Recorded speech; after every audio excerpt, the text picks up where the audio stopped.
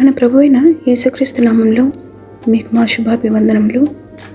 ఈరోజు దేవుని వాగ్దానము, నీ కొట్లలోనూ నీవు చేయు ప్రయత్నములన్నిటిలోనూ నీకు దీవెన కలుగునట్లు యెహోవా ఆజ్ఞాపించును.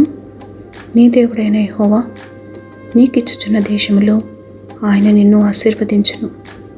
నీవు నీ దేవుడైన యెహోవా ఆజ్ఞలను అనుసరించి ఆయన మార్గములలో నడుచుకొని ఎడల యెహోవా నీకు ప్రమాణం చేసి ఉన్నట్లు ఆయన తనకు ప్రతిష్ఠిత జనముగా నిన్ను స్థాపించును. ద్వితీయోపదేశకాండము 28వ అధ్యాయము 8-9 వచనాలు.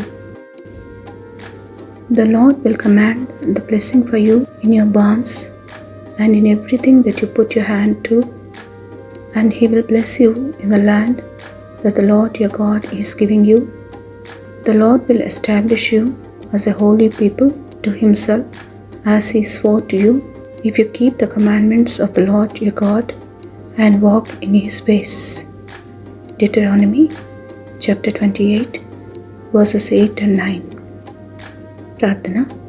ప్రేమగల తండ్రి, ఆపద్దినమున మాకు ఆశ్రయముగా కృపగల దేవుడుగా ఉన్నందుకు వందనాలు. మీరే మాకు ఆశ్రయదుర్గము, మా రక్షణాధారము, మా ఎత్తైన కోటగా ఉన్నందుకు వందనాలు.